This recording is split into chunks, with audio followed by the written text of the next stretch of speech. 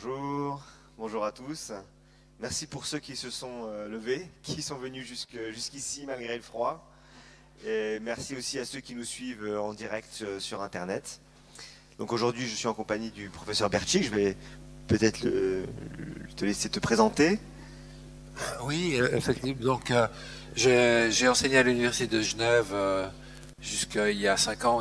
On m'a mis à la retraite. Donc, je suis philosophe. Donc, je me suis occupé de bioéthique depuis maintenant. Oh, ça fait longtemps. Là, je me souviens, ma conversion, si je peux dire, c'était en 86. J'ai été écouter une conférence d'Anne Fagot-Largeau, qui était professeur au Collège de France, médecin et philosophe, et qui est probablement la pionnière de la bioéthique en France. En tout cas, au niveau universitaire, au niveau institutionnel, je ne sais pas. Et j'ai trouvé ça fascinant. Et moi qui m'occupais de philosophie française des Lumières, j'ai changé un peu de sujet. Voilà, bon, j'ai enseigné donc la bioéthique, la philosophie morale au département de philosophie et la bioéthique à la faculté de médecine, donc à Genève.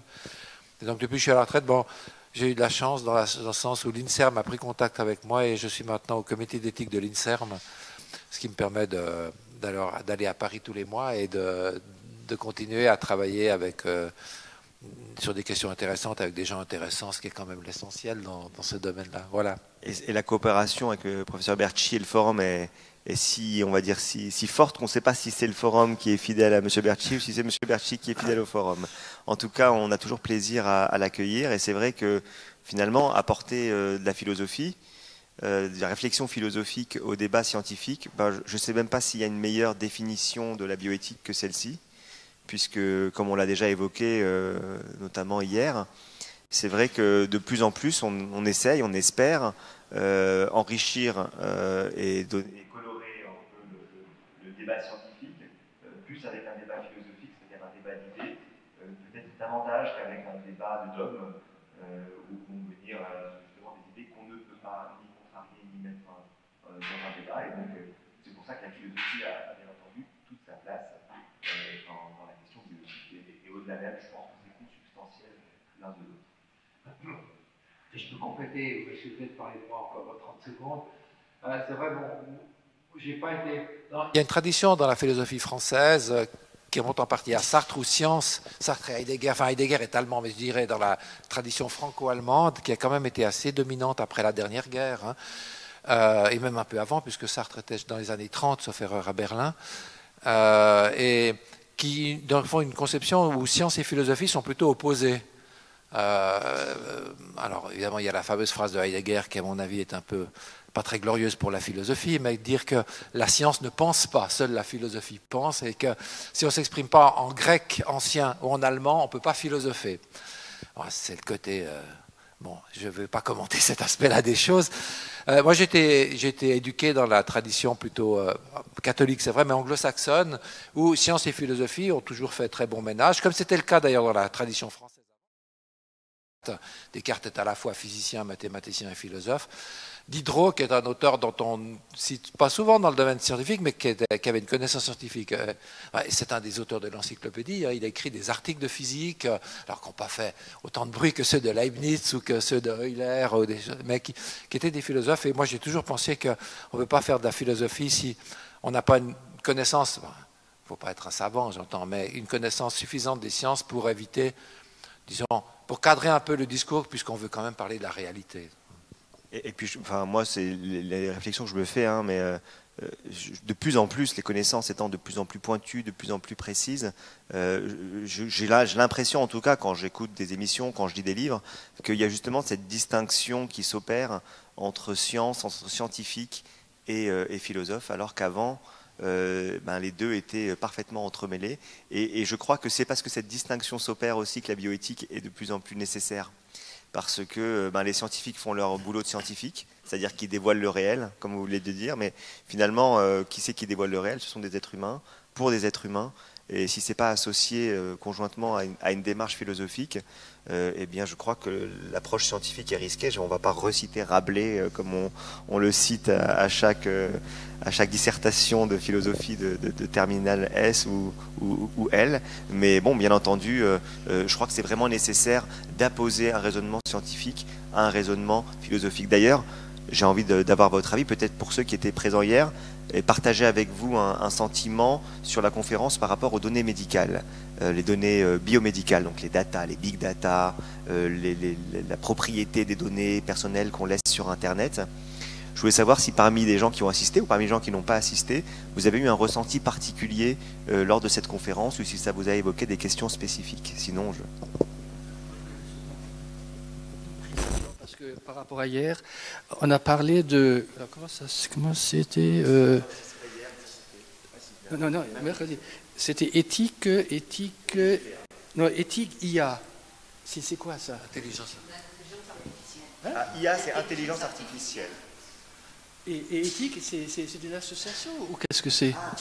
Attendez. Non, je crois que vous voulez parler effectivement David Gruson, un des invités. Il est fondateur de l'initiative Éthique IA. C'est le nom de l'entreprise qu'il a montée et qui effectivement est une société qui cherche à discuter des implications éthiques, mais surtout beaucoup des implications sociales des développements de l'intelligence artificielle. Je crois qu'effectivement, ça c'est un débat qui est très vaste. Alors, je ne vais pas faire de teasing, mais on en parlera beaucoup, je pense, au prochain forum. Mais c'est sûr que bon, l'intelligence artificielle, c'est quelque chose qui questionne. Oui, c'est clair. Bon, dans le fond, c'est intéressant. Il y a une première vague d'intelligence artificielle dans les années 60-80. On n'en parle plus, c'est avec le début des ordinateurs, et il y avait le fondateur, celui qui a inventé le mot d'intelligence artificielle, qui était John McDowell, qui avait dit, je crois dans les années 60, donc si dans une génération, donc dans 25 ans, les ordinateurs nous acceptent encore comme animaux de compagnie, on pourra être content. Alors bien sûr c'est des boutades, mais qui montraient qu'il y avait un grand espoir déjà de pouvoir presque rivaliser avec l'être humain.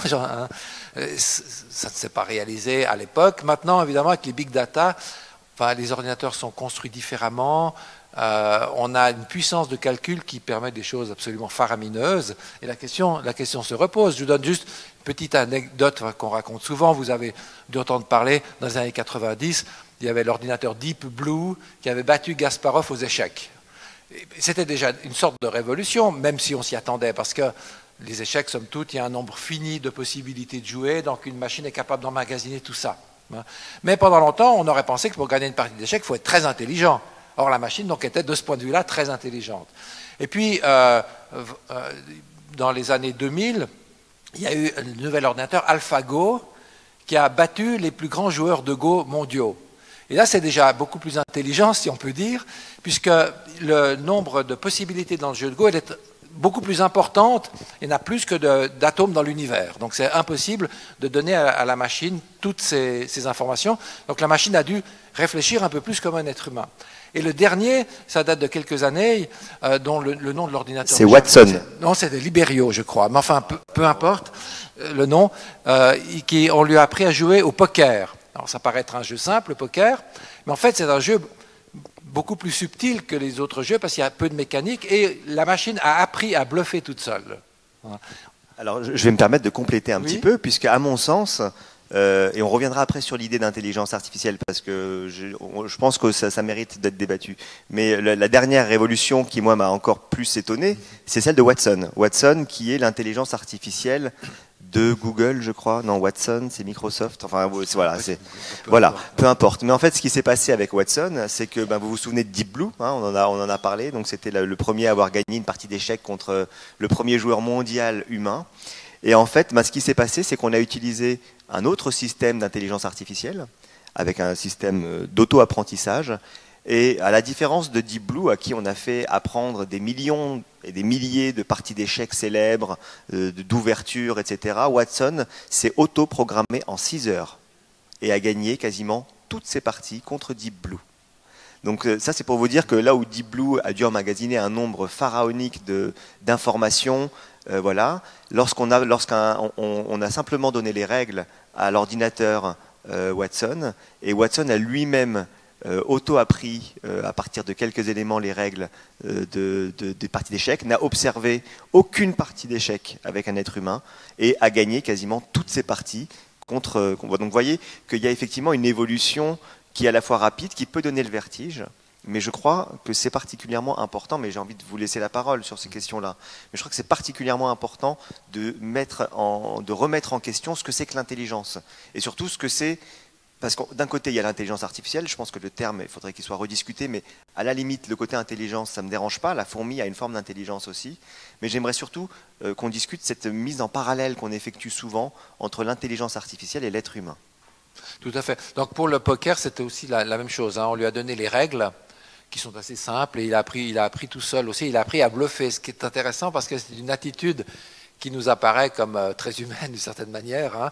Il s'agit de tromper l'adversaire d'une certaine façon, et on n'aurait sans doute pas imaginé, même il y a 20 ans, qu'une machine était capable toute seule de développer ce type d'attitude.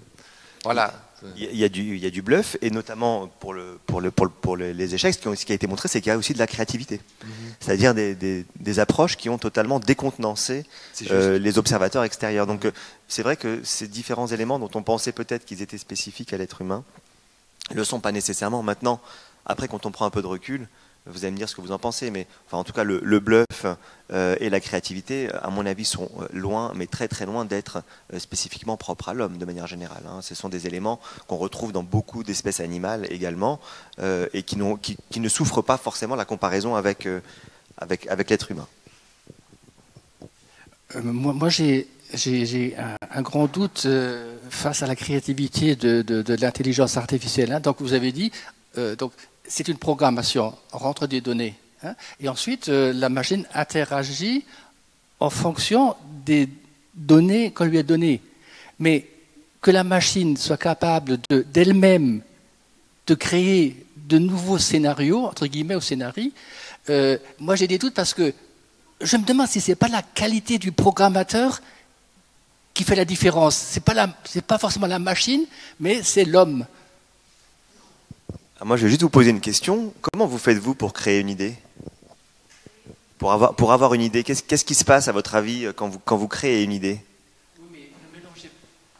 Ne mélangez pas des capacités du cerveau humain avec de la mécanique. C'est pas la même chose. C'est justement, je pense que c'est là important, c'est le débat. Moi, je suis neurologue, donc je pense qu'on peut aller beaucoup plus loin dans le débat. Mais simplement, c'est pas inintéressant de se poser la question, de dire, finalement, quand on crée une idée, il se passe quelque chose de mécanique. On est dans de la physique, on est dans des interactions physico-chimiques, me semble-t-il. Après, on en discutera ce soir avec le corps sacré, mais pour le scientifique que je suis, avec quelques inspirations philosophiques, mais pas à la hauteur du professeur Bertschy ici présent, disons que, et puis en tant que neurologue, surtout et neuroscientifique, j'ai bien conscience que la créativité est une action du cerveau, une action physico-chimique du cerveau. Lorsque j'ai un patient que je traite pour une maladie de Parkinson, par exemple, à qui je donne de la dopamine, je sais que ça va stimuler sa créativité, parce que je sais que la dopamine va agir sur le circuit de la créativité. Le circuit de la créativité, c'est un réseau de neurones. Alors certes, c'est pas tout à fait un réseau de silice, ça fonctionne pas pareil, ça consomme pas la même électricité, la même énergie, ce serait plus juste. Ça n'a pas non plus la même plasticité, bien évidemment. Donc on peut pas dire que c'est équivalent. Je suis absolument d'accord. Ceci dit, il y a quand même une activité mécanique dans l'aspect de créativité, et cet aspect de créativité mécanique, elle n'est pas nécessairement irréalisable sur un plan technique à l'échelle du circuit. Maintenant, bien évidemment que la créativité d'un être humain, elle va s'inspirer de poésie, d'histoire, de traumatismes familiaux, d'espoir qu'on a dans l'avenir, de questionnements internes qu'on n'a jamais évoqués avec personne, des rêves qu'on a fait la veille ou qu'on a fait l'avant-veille. Donc bien entendu qu'il y a une alchimie très complexe. Mais de là à dire que l'ordinateur n'est pas capable d'avoir une capacité de création de quelque chose de neuf à partir de quelque chose qui ne lui a pas été inculqué, ça, je crois que malheureusement, c'est une des capacités qui est peut-être déjà utilisée par certaines machines. Oui, mais aussi pour ajouter, donc même au niveau psychologique, moi si je suis en train d'écrire un article sur l'intelligence artificielle ou n'importe quel autre sujet, je commence par lire toute une série d'articles qui existent pour emmagasiner des connaissances. D'une certaine manière, ce qu'on met dans la machine, les bases de données, c'est cette base de connaissances à partir de quoi on espère qu'elle va en tirer quelque chose. Et nous, on espère aussi en tirer quelque chose. Dans les diagnostics médicaux, peut-être c'est un cas beaucoup plus simple. Effectivement, ce qu'on met dans la machine, c'est toute une série de caractéristiques des maladies, de la maladie en question. Et comme la machine est capable de gérer ces bases de données très très rapidement, effectivement, elle peut sortir des diagnostics qui sont plus précis dans certains domaines que ceux de l'être humain. Ce qui n'est pas tout à fait nouveau d'ailleurs. Déjà dans les années 80, mais sur des choses très très précises comme des analyses sanguines, certains ordinateurs étaient meilleurs que les médecins, parce que là c'était purement des paramètres très précis. Maintenant ça devient effectivement quelque chose de plus difficile, et comme on a dit hier, qui quand même modifie la relation qu'on a, alors avec l'intelligence en général, mais avec la médecine notamment, parce que les médecins ont maintenant une aide de plus qui est l'intelligence artificielle, et on peut imaginer des situations dans lesquelles le médecin n'est pas du même avis que la machine. Il y a deux diagnostics différents. Qui va décider, vous direz le médecin, mais qui va être responsable dans la décision? Vous voyez le genre de problèmes nouveaux qui vont se poser de manière générale, dans la mesure où de plus en plus nos décisions sont prises par des machines, et c'est déjà le cas. Si vous prenez l'avion, le pilote ne fait plus grand-chose, à part regarder les instruments et intervenir si ça va mal, mais tout ça est réglé par des machines. Et donc ça renouvelle effectivement notamment la question de la responsabilité. Et je crois que là, on touche à quelque chose de très important, c'est-à-dire, tu as dit quelque chose en disant que c'était mieux que l'homme. Moi j'ai tendance à dire, et ça fait déjà très longtemps, le jour où l'être humain a inventé le levier, il a fait mieux que l'homme en termes de force motrice pour déplacer un objet.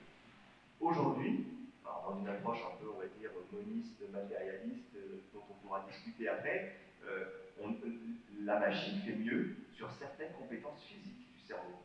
Une calculatrice va faire mieux qu'un être humain pour effectuer des calculs compliqués, par exemple. Ce qui ne veut pas dire que l'être humain va être asservi à la machine. Mais ce qui veut dire que dans ce qu'on appelle l'intelligence, en tout cas, il n'y a pas quelque chose d'immanent ou de transcendant à l'être humain, mais qu'il y a aussi une certaine capacité physique. Et c'est vrai qu'il y a déjà eu plusieurs révolutions dans l'histoire de l'humanité, avec notamment la révolution industrielle ou le Fordisme, etc., où on a vu qu'il y avait des compétences que les machines pouvaient avoir qui sont plus efficaces que celles de l'être humain. Alors c'était plus efficace en termes de force, en termes de rapidité, en termes d'endurance. D'accord. Là, aujourd'hui, j'ai envie de dire à la fois simplement, mais en même temps, ça a beaucoup d'impact sur la société. C'est pas forcément sur des capacités physiques de force, d'équilibre ou de vitesse, mais plutôt sur des capacités d'exécution, de calcul, par exemple. Et ça, effectivement, ça donne lieu à beaucoup d'avancées scientifiques dans plein de domaines différents, mais ça n'est pas comparable à un esprit humain, parce que c'est vrai que ce qu'on entend quand même beaucoup, c'est de dire ça a l'air tellement fort que un jour, ben voilà, il va y avoir une conscience artificielle. Moi, mon problème, c'est par rapport à la décision. C'est-à-dire qu'actuellement, les trois quarts de notre vie, surtout quand on est sur les réseaux ou les applications, on vous suggère. Et quand je dis suggère, je suis gentille, pour pas dire on vous impose un certain nombre. Toutes les fois que vous allez sur Amazon, ceux qui ont aimé ce que vous êtes en train de commander ont aussi aimé, donc on vous suggère. Et moi, je pense qu'actuellement, on vous suggère même les études que vous avez à faire par rapport au profil que vous avez mis sur Internet. On vous suggère comment voter, et on vous suggère qui épouser. On vous suggère tout le temps, et les gens, je pense, ont une tendance de plus en plus naturelle à suivre les suggestions. Et moi, ma question que je me pose, et ce qui était posé hier par David Pousson par rapport à la décision du médecin, c'est le libre arbitre. Quel libre arbitre garde chacun d'entre nous, volontairement ou involontairement? Il y a une dame qui l'a dit hier, mais moi, si je veux pas, si je veux garder mon libre arbitre, et je pense que l'espace où on a un libre arbitre se rétrécit, et que c'est très difficile de garder une certaine place. Alors je suis d'accord, il faut jeter son smartphone, c'est relativement difficile. On peut ne pas être sur les réseaux sociaux, on peut ne pas être. Mais regardez, ils ont cité Netflix hier. C'est le prototype pour moi de ce qui suggère, pour pas dire ce qui impose un bon choix.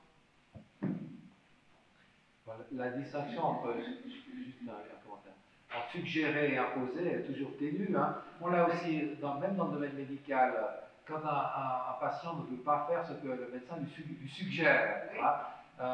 Est-ce qu'on est dans la suggestion? Est-ce qu'on est dans l'argumentation? Est-ce qu'on passe à la manipulation, etc. Donc, ce sont des situations, mais qui deviennent effectivement générales, parce que des suggestions, comme vous dites justement, il y en a partout. Alors, moi je pense, ça c'est mon avis, hein, c'est une menace pour le libre arbitre, que dans la mesure où on ne se rend pas compte du mécanisme. Parce que tant que les choses sont transparentes, Alors elles le sont plus ou moins. Dans tout le monde, c'est simplement des données de plus à partir.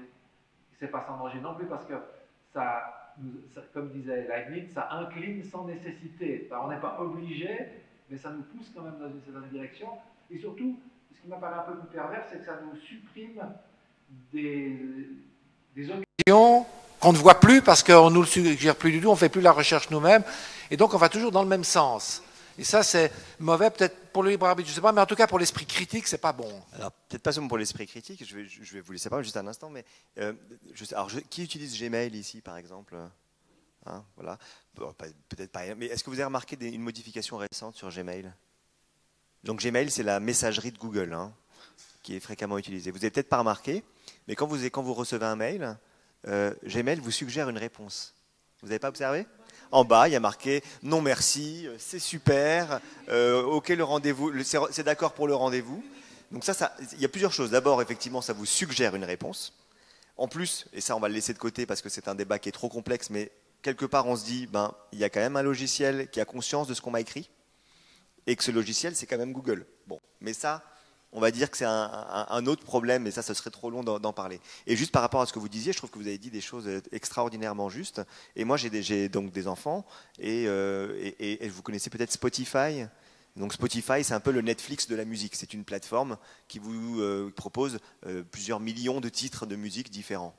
Et non seulement ça tue peut-être un peu l'esprit critique, mais moi, ce que j'observe, ce que j'observe chez mes enfants, c'est qu'au-delà de ça, c'est que ça tue aussi quelque part un peu le désir.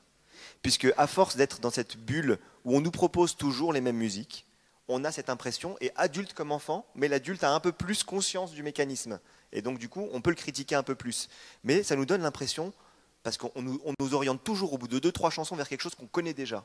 Et ça nous donne l'impression qu'on n'a rien à découvrir, qu'on sait tout de la musique, alors qu'il y a plusieurs millions de titres de musique, donc des choses qui nous sont totalement étrangers, dont probablement le top 50 des États-Unis ou de Hollande ou de n'importe où qu'on ne connaît pas et qu'on ne connaîtra jamais parce que le logiciel ne nous propose que des choses qu'on a déjà aimées ou sur lesquelles on est resté plus de 35 secondes, ce qui signifie qu'a priori on a eu du plaisir à écouter ce morceau.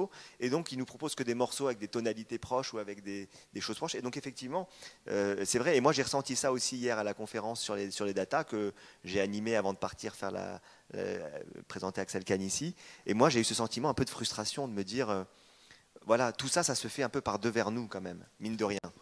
Même s'il y a cet esprit de compétitivité, s'il y a cet esprit d'être au niveau avec les Chinois, avec les Japonais, avec les États-Unis. Mais voilà, je vous laisse la parole. C'est tellement naïf, mais quand vous parlez de jeux comme le poker ou les échecs et la rapidité avec laquelle fonctionne la machine, est-ce qu'on ne peut pas incriminer parfois un peu le hasard, la réussite dans le hasard? Bon, je pense que on peut, non, mais vous avez raison, parce que surtout dans les premiers résultats qu'on peut avoir dans ce domaine-là, on peut effectivement se demander dans quelle mesure c'est pas fortuit. Mais il y a la répétition, on les fait pas jouer qu'une fois, ça devient quelque chose un comportement de la machine régulier, donc je pense pas qu'on puisse... Et pour les scientifiques, le hasard, c'est très, très, très, très, très, très important. Il n'y a pas une seule étude scientifique qui va pas... C'est-à-dire, si on n'aborde pas la question du hasard, on ne va même pas lire le titre de l'étude. C'est-à-dire que, bien entendu, il faut que ça fasse mieux que le hasard. Et le hasard, aujourd'hui, il n'y a pas grand-chose qui est lié au hasard dans le hasard. Hein. C'est-à-dire qu'en matière de jeu, bien entendu, que sur une partie, on peut s'imaginer, peut-être même si je mets... Kasparov face à quelqu'un qui ne sait pas jouer, il peut y avoir une chance. Non, je pense pas, j'y crois pas. Mais bon, enfin, il peut y avoir des choses qui sont liées au hasard. Il peut y avoir une conjonction de probabilités extrêmement forte, mais pas au-delà d'un certain seuil. Donc, a priori, dans ce type d'expérience, il y a assez peu de place liée au hasard. Juste peut-être avant que vous complétez ce qu'on disait avant concernant le fait qu'on est incliné vers et qu'on est, je dirais, piégé, on pourrait dire, ou on ne peut pas sortir de certaines bulles. Il y a un peu de ça, mais si je pense, moi, à ma jeunesse, parce que au millénaire passé, Nous, on avait quoi? Des petits transistors, quelques vinyles, c'est tout ce qu'on avait. Donc, d'une certaine manière, on n'avait pas d'accès aussi à une musique extrêmement large. On écoutait ce que nos parents écoutaient, on allait au concert. Et puis ensuite, il y a eu les yéyés, puis le rock, enfin des choses de ce genre-là. Mais dans le fond, d'une certaine manière, maintenant, il y a beaucoup plus de possibilités d'entrer en contact avec des musiques dont on ne connaissait même pas l'existence à l'époque. Alors, le prix à payer, je ne sais pas, ou le biais qu'il y a maintenant, c'est que on se fait enfermer dans nos choix antécédents. Mais on a des choix. On ne les avait pas, ces choix, il y a une soixantaine d'années. Donc, est-ce que c'est mieux? Est-ce que c'est moins bien? C'est simplement, probablement différent. Et encore une fois, prendre conscience de ces phénomènes, je crois que c'est le meilleur moyen qu'on a pour pouvoir les gérer. Toute nouveauté technologique entraîne des effets un peu étonnants. Au 5e siècle avant Jésus-Christ, on invente l'écriture. Enfin, on l'invente avant, mais j'entends, l'écriture se répand. Et quelqu'un que vous avez peut-être entendu parler, qui s'appelait Platon, trouve qu'il faudrait interdire l'écriture. Pourquoi? Parce que par l'écrit, on va perdre la mémoire. Et c'est vrai, ça s'est passé comme ça. Avant, les gens devaient tout mémoriser. Dès qu'on a pu écrire, ça a été perdu. Mais on a gagné plein de choses. Pas? Essayez, pour prendre un exemple tout à fait trivial, de nos jours, d'organiser votre vie sans agenda, même un agenda physique où vous écrivez dessus. C'est juste pas possible. Donc l'écriture nous a... Puis toute la littérature, enfin, on peut parler énormément de choses. Voilà.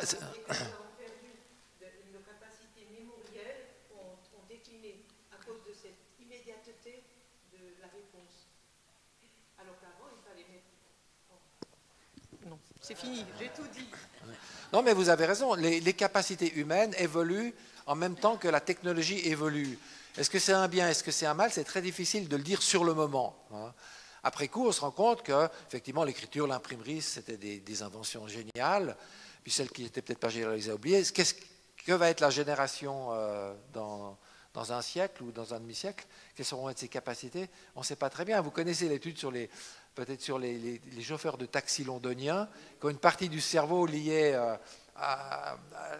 au déplacement dans l'espace beaucoup plus développée que vous et moi. Voilà, ben ça vient de leur métier. Donc il va se passer la même chose avec les écrans, avec sans doute des effets bénéfiques, des effets non bénéfiques. C'est difficile d'en juger a priori, même s'il faut y être, je pense, attentif. Mais vous parliez de vos enfants. Moi, je vais parler de mes petits-enfants, c'est la même chose. Enfin, ils ont à peu près le même âge. Et donc, pour nos enfants, enfin pour mes petits-enfants, la technique actuelle, mais c'est la norme. Ils n'envisagent pas... moi, je me souviens d'une de mes petites filles qui avait 10 ans qui me dit « Mais toi, ton premier téléphone portable, tu l'as eu à quel? Tu l'as eu quand ?» Et incapable de comprendre que c'était récent. Et essayer d'expliquer à mes petites filles qu'il y a des dangers, qu'il faut qu'elles réfléchissent de temps en temps avant d'utiliser n'importe quoi. Je suis gentille, mais bon, je suis d'une autre génération, quoi. Mais que quelque chose tombe dans la norme, quand on est dedans, c'est normal. Voilà. Moi, par exemple, toujours, on va parler de nos enfants. Ben voilà, on est entre nous, on parle de nos enfants, c'est très bien. Mais mon fils, le premier mariage auquel il a assisté, c'était un mariage homosexuel. Et donc, ça veut dire aussi que, ben oui, lui va arriver dans une société dans laquelle la norme a changé. La norme, ça ne veut pas dire que le mariage est nécessairement homosexuel, bien entendu que non, parce qu'il a assisté à d'innombrables mariages hétérosexuels aussi après. Mais c'est pour dire que quand on arrive à un instant T, on est les contemporains de nos contemporains, et on arrive dans une norme qui n'est plus la norme de celle des parents ou de celle d'une ou deux générations avant. Et la difficulté, c'est de les amener à réfléchir à certains de leurs comportements, même s'ils peuvent être considérés comme normaux actuellement, et simplement qu'eux, ils ne perdent pas cette notion de réflexion que les machines... Moi, je suis persuadée que les machines s'auto-améliorent personnellement. C'est un système qui fonctionne. Oui, alors c'est là où... non, je le remercie. Oui, je reviens un peu en arrière. Madame m'a dit quelque chose de très intéressant. En fait, vous avez dit on nous conditionne. Hein, ça revient un peu à ça. Hein, donc on vous suggère. Ça veut dire que... Et M. Berger, il a dit un mot, très pertinent, l'esprit critique. Hein, et donc ça veut dire que dans toutes ces démarches, dans toute l'évolution de notre société, surtout pas d'esprit critique. Hein, parce que l'esprit critique, c'est c'est contrecarrer des évolutions qu'on ne souhaite pas. C'est-à-dire que le mercantilisme, le profit à tout prix, c'est ne réfléchissez pas, consommez. Hein. Et alors maintenant aussi par rapport à l'intelligence artificielle, est-ce que là aussi on ne détruit pas quelque part notre esprit critique? Parce que finalement, on va arriver à une situation où c'est l'intelligence artificielle qui va nous téléguider. Hein. Alors, moi, je ne sais pas, par exemple, les évolutions de société, on dit surtout, ne réfléchissez pas, conformez-vous à tout ce qu'on a toujours fait. Mais non, il faut, esprit critique, ça veut dire passé, oui, présent, oui, mais aussi anticiper. Vous avez raison, l'esprit critique n'existe plus du tout dans notre société. C'est pour ça que tous les samedis, des gens se promènent avec des gilets jaunes en critiquant tous azimuts. Non, je crois plus sérieusement, je crois que l'esprit critique, il existe et il existera toujours et il est inscrit profondément et c'est pas l'évolution ne va pas, enfin, ce réseau-là ne va pas s'atrophier avec le temps. Par contre, bien entendu, qu'il y ait un impact et qu'il y ait des fonctions qu'on utilisera moins, mais comme l'a dit professeur Bertschy déjà avant, comme tu l'as dit avant, c'est quelque chose qui est naturel dans l'histoire de l'humanité, d'avoir des fonctions qui sont moindres et ça change effectivement la société. Tu parlais avant des chauffeurs de taxi. Autre exemple avec les chauffeurs de taxi, un chauffeur de taxi il avait besoin d'avoir effectivement une visualisation dans l'espace très, très bien. Eh bien, qu'est-ce qui est arrivé dans les voitures il y a maintenant 10-15 ans? Le GPS. Hein. Il était écrit, au moment où le premier GPS est entré dans la voiture, il était écrit que la profession de taxi allait disparaître. C'est ce qu'on est en train d'observer aujourd'hui. Quelle est la valeur ajoutée d'un chauffeur de taxi aujourd'hui, alors que ce n'est pas le fait d'avoir un permis B?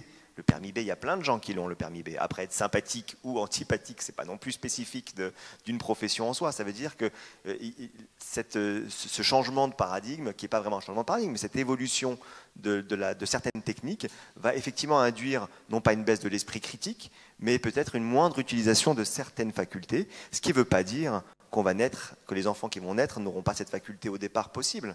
Et moi, hier, quand j'ai discuté avec Axel Kahn, je me suis rendu compte que lui doit avoir un cerveau de chauffeur de taxi, quoi, parce que il est, il n'est pas que de chauffeur de taxi, hein, mais il a la capacité de s'orienter à droite, à gauche. Moi, depuis que je suis enfant, et je suis pas né avec les nouvelles technologies dans les mains dès le départ, j'arrive même pas à savoir où est la sortie de la librairie Kléber, quoi. Et lui, il est là, oui, donc j'ai emprunté le chemin de grande randonnée numéro 20. À l'ouest, il y avait ça, à gauche, il y avait des cyprès, en haut, il y avait ma belle-mère, ici, il y avait tout ça. Voilà, quelque chose que moi, je serais totalement incapable de faire. Donc, je pense qu'il faut aussi relativiser un peu, et il va pas y avoir une sélection naturelle qui va s'opérer du fait des biotechnologies ou de la technologie qu'on met en place. Parce que ça, c'est des mécanismes qui sont beaucoup plus lents et qui s'opèrent avec d'autres mécanismes. Mais simplement, oui, le fait d'avoir un smartphone dans sa poche, le fait d'avoir l'écriture, le fait d'avoir des leviers, ça fait que l'être humain, il utilise moins de force musculaire pour le faire, mais en même temps, il a moins de complications, il n'a pas de l'arthrose à 18 ans comme pouvaient l'avoir les gens à l'époque du Moyen-Âge, par exemple.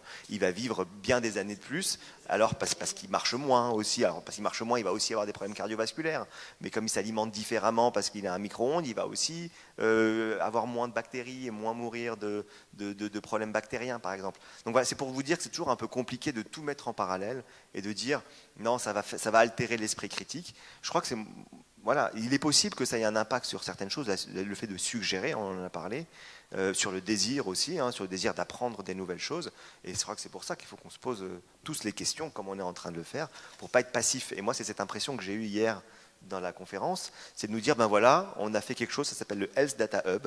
Je vous informe, hein, on vous le dit parce que quand même, ça a été décidé après la commission Villani, ça a été évoqué par le président de la République. Donc voilà, je vous informe, mais c'est vraiment juste pour que vous le sachiez. On va donc collecter toutes les données, hein, tous les antécédents, et ça va être génial. Parce que ça va être génial, pourquoi? Parce que c'est fait partout dans le monde, et que donc, il faut que la France soit compétitive, ce qu'on peut entendre, mais ça va être surtout génial parce qu'on va pouvoir guérir plein de maladies. Oui, mais à quel moment est-ce qu'on discute de bioéthique? Est-ce qu'à quel moment on dit la technique elle existe, les datas elles existent, mais est-ce qu'il faut le faire? Je ne suis pas en train de dire qu'il ne faut pas le faire, moi je suis plutôt technophile hein, et je suis médecin, je vois très bien, j'imagine très bien toutes les évolutions que ça peut nous apporter. Mais j'essaye de faire en tout cas un peu de bioéthique et je me dis que tout ce qui est faisable ne doit pas forcément être fait.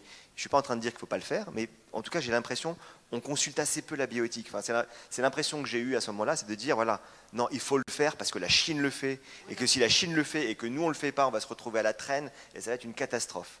Bon, qu'il y ait quelques petites personnes qui viennent, qui disent, oh, peut-être qu'il faut faire quelque chose, ça ne changera pas le cours du temps, mais au moins, ça permet quand même d'enrichir un peu le débat.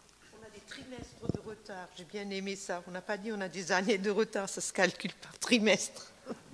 C'est dire combien c'est urgent. Est-ce que vous pensez qu'il y a une philosophie Ah oui.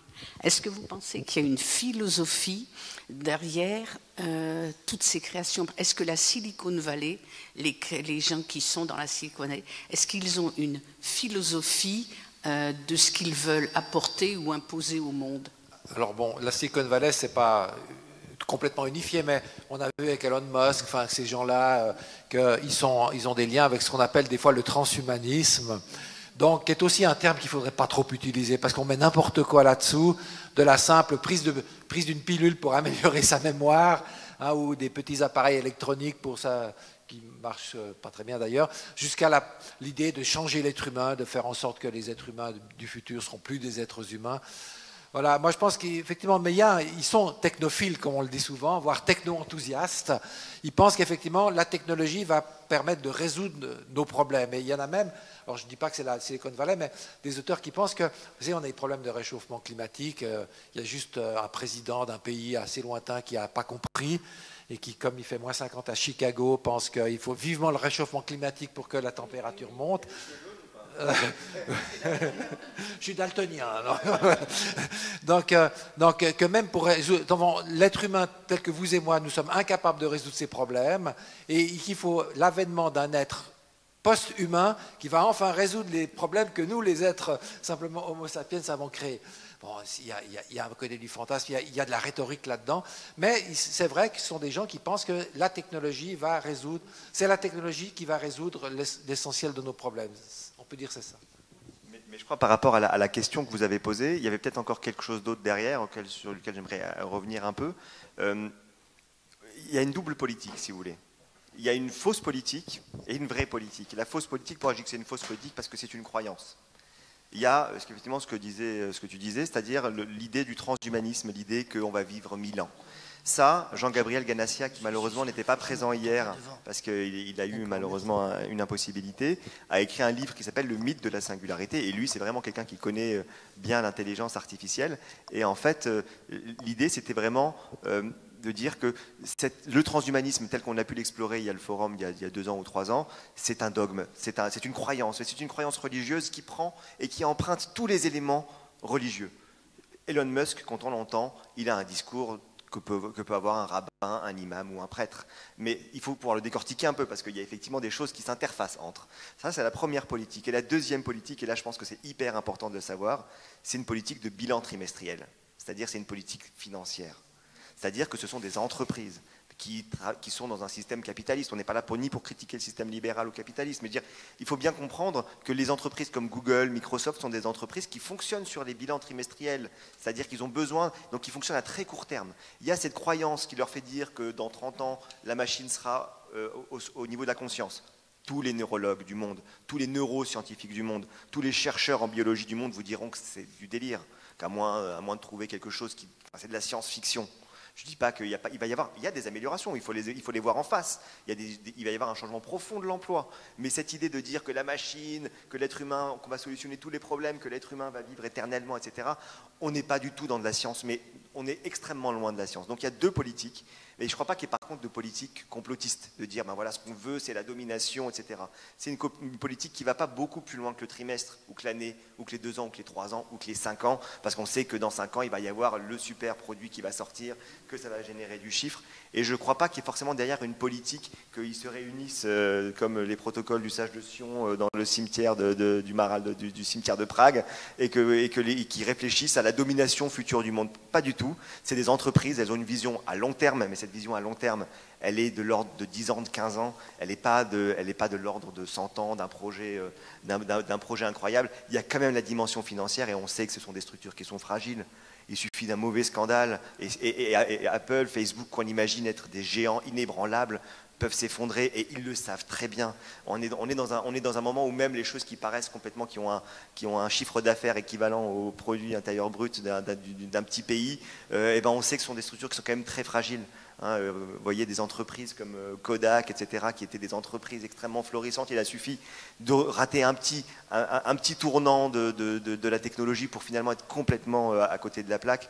Et Facebook n'est pas à l'abri, bien entendu, d'avoir des scandales. Et quelles que soient les épaules financières, face à l'ensemble de la population, ça reste des structures quand même fragiles. Oui, ce qui probablement augmente la fragilité, c'est la rapidité à laquelle les choses se passent actuellement, effectivement. Alors, et on voit, on a peur de rater le train, d'où les remarques que vous avez entendues hier, notamment sur le retard que l'Europe peut avoir, effectivement. Mais je pense que, effectivement, quand on fait de la bioéthique, on doit se dire, il faut quand même freiner un peu des fois les choses, et dire, maintenant réfléchissons un moment. Mais d'un autre côté, il ne faut pas non plus oublier que ça avance ailleurs et que c'est vrai qu'il y a le risque, pour finir, on finisse par utiliser des techniques qu'on n'a pas voulu nous-mêmes parce qu'elles nous sont imposées par l'extérieur. Il faut tenir tout ça ensemble et j'avoue, je crois que personne n'a la recette idéale. On essaye de faire au mieux, mais c'est pas facile. Et depuis qu'on a été confronté, parce que le phénomène de la Chine, c'est relativement nouveau. Il y a 30 ou 40 ans, bon, la Chine était encore communiste de manière extrêmement classique, c'était la grosse industrie, enfin, il nous paraissait pas des véritables dangers. Maintenant, ça a complètement changé, mais il se passe des choses un peu bizarres.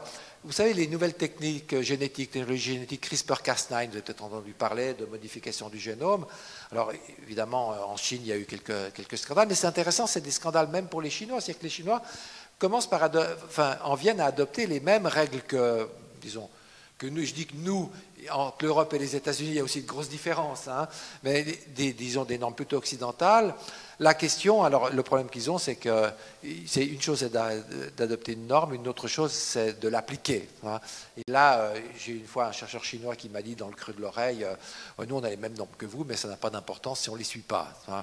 Alors ça va devenir de moins en moins vrai, mais c'est sûrement pas le seul pays d'ailleurs, mais eux ils ont une puissance nouvelle et c'est quelque chose quoi on doit devoir compter, on n'est pas habitué à le faire. Oui, voilà, vous avez évoqué le dieu Thoth, le dieu égyptien, dont parle Platon. Platon est un penseur politique. Alors Platon reproche à Thoth d'avoir inventé l'écriture, mais aussi le calcul. Bon.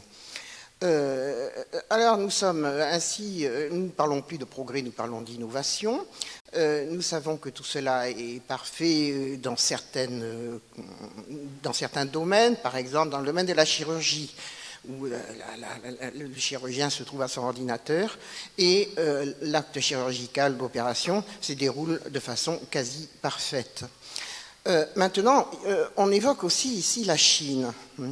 Et il me semble que le problème est politique, puisque la Chine est quand même la première en termes de reconnaissance faciale. Donc le risque est politique.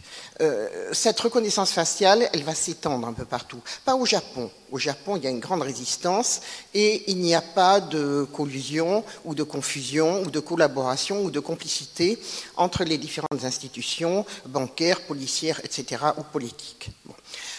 Mais ce risque politique, il plane sur nous. Les législateurs sont là, les États sont là, les partis dominants sont là. Et cet esprit critique qui est le fait de penser, parce que l'intelligence, c'est simplement résoudre des problèmes donnés de façon ponctuelle. Mais penser, c'est autre chose. Penser, ce n'est pas être intelligent. Bon, ça peut aller ensemble, on l'espère. Mais la pensée, c'est quelque chose de fondateur. Voilà.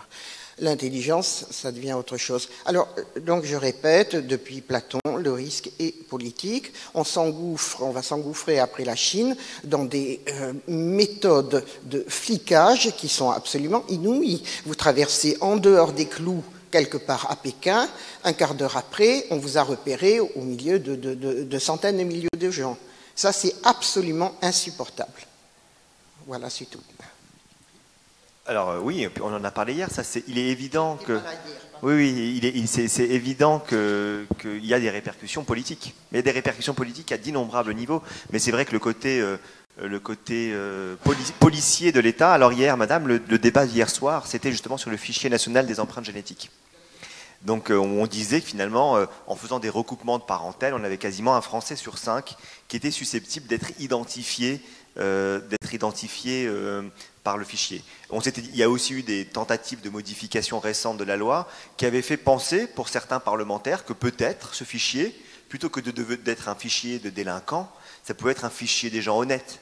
C'est-à-dire que finalement, les gens qui n'ont rien à se reprocher, ils donnent leur gène, ils donnent leur gène, comme ça, on sait qu'ils sont clean parce qu'ils n'ont rien à se reprocher, ils n'ont pas commis de crime, et ils n'ont pas prévu d'en commettre. Alors très bien, c'est vrai que dans cette idée d'état policier, il y a cette idée aussi que le secret d'identité, le secret de se balader dans la rue sans être observé, finalement, pourquoi est-ce qu'il y aurait du secret si finalement vous n'avez rien à vous reprocher ? Si vous n'avez pas envie d'être vu dans la rue, c'est que peut-être vous avez quelque chose à vous reprocher.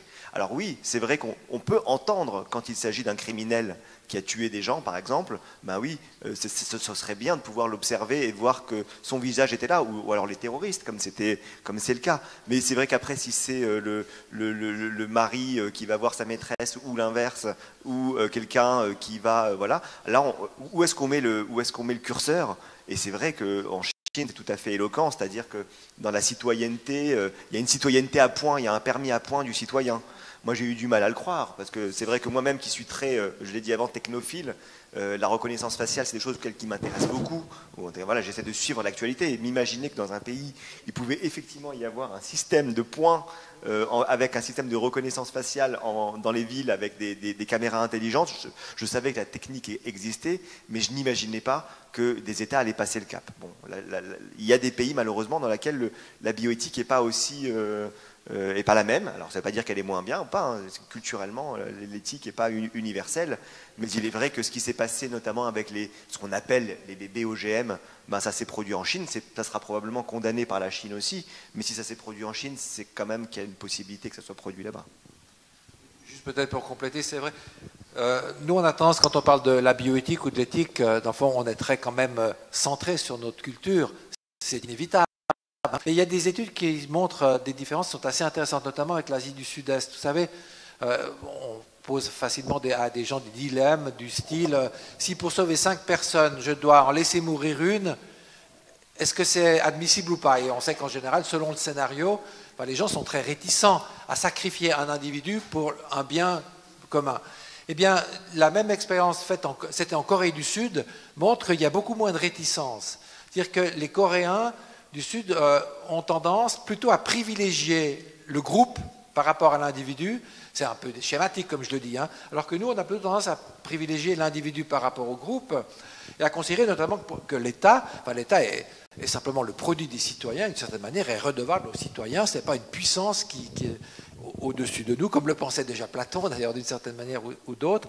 Donc il y a des différences culturelles importantes et qu'il va falloir effectivement arriver à gérer. Et je pense que c'est une bonne chose de se rendre compte, de ne pas se dire a priori, nous avons raison, les autres ont tort, mais voir un peu plus précisément. S'il n'y a pas de questions, je vais pas... Ah oui. Non, moi j'ai un souci très matériel. On accumule des tas de données et il faut les stocker. Hein. Donc aujourd'hui, c'est-à-dire il y a des lieux de stockage, mais je ne prends pas maintenant les données médicales. L'hôpital de Strasbourg, c'est stocké où? Non, alors je vais juste terminer parce que donc ça veut dire que si maintenant, c'est-à-dire en même temps, supposons qu'il y ait un tremblement de terre, un lieu de stockage, il peut être englouti. Donc on va engloutir une sacrée mémoire. Mais je crois qu'aujourd'hui, avec le développement des données et leur sauvegarde, entre guillemets, est-ce qu'il n'y a pas une fragilité, qui veut qu'un jour ou l'autre, c'est-à-dire on s'automutile nous-mêmes. Je prends maintenant, par exemple, les ordinateurs des grandes entreprises. Des hackers, ils rentrent facilement dans l'informatique des entreprises, et à la limite, ils ont la capacité de flinguer une entreprise en quelques secondes. Alors, donc, une grande fragilité. Et quelles sont les mesures pour se protéger contre cette fragilité? Alors, on pourrait déjà faire une minute de silence pour la bibliothèque d'Alexandrie qui, malheureusement, a disparu et qui a emporté avec elle des choses extrêmement précieuses. Donc je crois, et c'est un sujet qui moi m'intéresse particulièrement, tout est fragile. Rien ne peut subsister. Alors il s'avère que pour les données particulièrement sensibles, il y a la capacité, et aujourd'hui, moi les données par exemple de mes patients qui viennent me voir en consultation, elles sont stockées dans différents endroits. Parce que l'idée étant de dire, s'il y a un incendie au lieu du cabinet, eh bien, je veux que mes données elles soient aussi ailleurs. Donc il y a cette capacité que n'avait pas Alexandrie malheureusement de pouvoir stocker des choses, des données particulièrement sensibles dans différents endroits. Après il est évident qu'il y a quand même une technique et il y a ce qu'on appelle des data centers qui sont des super complexes avec de la ventilation, avec de la climatisation qui permettent de maintenir et qui sont très protégés. Mais bien entendu que toutes ces sauvegardes existent quelque part et ça c'est quelque chose d'important parce que pour faire le comparatif avec moi je fais souvent le comparatif avec l'être humain. Et à chaque table ronde, je pourrais lever la main pour m'exprimer sur le sujet. Voilà, il y a le corps et il y a l'esprit. L'esprit, c'est du corps. L'esprit, c'est dans le cerveau. C'est-à-dire que les données, les datas, à chaque fois qu'on envoie un email, on a l'impression qu'on envoie un email. C'est super, j'ai envoyé un email, j'ai épargné du papier, c'est top. Mais en fait, quand on envoie un email, on consomme de l'énergie. On consomme de l'énergie, elle n'est pas équivalente à une feuille de papier, mais on envoie beaucoup plus d'emails que de feuilles de papier. Donc il est évident que rien n'est dématérialisé. On parle de dématérialisation, mais on vit dans un monde où rien n'est dématérialisé, et même les paroles que l'on transmet aujourd'hui, elles ne sont pas dématérialisées, puisque ce sont des ondes sonores qui vont arriver jusqu'à votre oreille, faire bouger les osselets, passer par le conduit auditif, le nerf auditif, au cochléo-vestibulaire, jusque dans votre cerveau. Enfin, on croit, on imagine, ou on se drape en tout cas dans une bonne conscience en imaginant qu'il y a des choses qui sont dématérialisées, mais vous avez raison, rien n'est dématérialisé. Chaque email correspond à une quantité de chaleur qui est émise. Et bien entendu que ça, c'est des choses qu'on a un peu tendance à oublier. Voilà. Donc vous avez tout à fait raison. Les choses sont fragiles, mais ayez aussi conscience qu'on a la capacité justement, avec les clouds, etc., de mettre les choses à différents endroits. Ça permet aussi d'être un peu plus sûr. Mais un hacker peut venir, mais de la même manière que quelqu'un peut aller à la bibliothèque François Mitterrand et passer la sécurité et puis mettre le feu à une armoire, par exemple. Ça, c'est des choses qui peuvent, c'est des choses qui peuvent aussi exister. Donc vous avez parfaitement raison. Tout est fragile et... Oui. La différence, c'est qu'avec les hackers, ce n'est pas seulement les bases de données qui sont visées, mais ça peut être la substance même de l'entreprise, des chantages à l'entreprise, etc. Et je pense que c'est un souci réel. Hein. On a effectivement... Enfin, je pense que ça augmente quand même la fragilité parce que on peut hacker une entreprise américaine depuis n'importe quel autre pays. C'est devenu quelque chose de très international et c'est devenu quand même... je veux dire, un commerce, enfin, une industrie très lucrative de hacker les entreprises. Juste une petite anecdote concernant les emails. Donc, un email que vous envoyez avec une pièce jointe, c'est l'équivalent d'une consommation par une lampe de 7 watts pendant une demi-heure. Donc, en gros, les emails, c'est assez gourmand en énergie et ça contribue aux problèmes que nous avons actuellement. Donc on va passer à côté, mais juste avant pour vous laisser quand même sur une question et pas sur une réponse, bien qu'on n'en apporte pas, je profite que tu sois là pour évoquer quelque chose qui moi m'a traversé l'esprit assez récemment. Vous savez peut-être qu'il va y avoir un jour, on ne peut pas dire quand, ça sera peut-être dans 5 ans, dans 10 ans, dans 15 ans ou dans 20 ans, il va y avoir ce qu'on appelle des voitures autonomes. Enfin en tout cas, les grandes entreprises sont déjà en train d'envoyer des satellites dans l'espace pour ce faire. Donc on peut s'imaginer qu'à un moment donné ça va venir. Est-ce que ça sera partout? Est-ce que ça sera un peu ou pas? Bon. En tout cas, il va y en avoir. Il y en a déjà qui sont en circulation aux États-Unis, etc. Et vous savez aussi que ces voitures autonomes, on dit qu'elles vont être intelligentes, avec toutes les précautions dont vous avez parlé, madame, et qu'on partage. Enfin, en tout cas, je crois que tous les deux, on partage totalement. Il y a une énorme différence entre la pensée et l'intelligence, bien évidemment. Ceci dit, moi, je me souviens quand j'étais en terminale, et je ne pourrais pas dire l'énoncé exact, mais il y a des principes philosophiques qui sont, comme vous l'avez dit avant, si je dois, moi, décider de pousser quelqu'un sur le rail pour sauver tant de vies, qu'est-ce que je fais, etc. Ce sont des problèmes de philosophie classiques.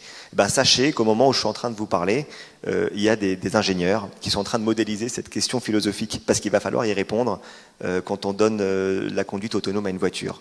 Donc on en est effectivement à un stade où, et c'est normal de le faire, hein, c'est même, enfin éthiquement je sais pas, mais en tout cas éthiquement c'est bien de le faire, mais on en arrive quand même à modéliser des questions philosophiques Et il y a des philosophes, je sais qu'il y a des philosophes qui travaillent aussi. Alors, est-ce que la philosophie américaine, on pourrait en discuter encore pendant des heures et des heures. Mais en tout cas, voilà, je voulais quand même profiter de ta présence pour dire, ben voilà, la philosophie, elle s'invite directement aussi dans les questions d'intelligence artificielle et de big data, et qu'aujourd'hui on est en train de se dire bon, ben, qu'est-ce qu'on fait? Est-ce qu'il faut faire des voitures altruistes ou des voitures égoïstes? C'est ce que disait Yuval Harari, je crois, dans son dernier ouvrage, de dire ben voilà, il faudra choisir peut-être en fonction des pays, puisque là aussi la philosophie n'est pas la même en Asie du Sud-Est et en Europe de l'Ouest par exemple, et ben de dire ben voilà, Toyota va avoir des logiciels différents dans tel endroit en fonction de la philosophie locale, et je trouve que c'est des questions qui donnent un peu le vertige quand même.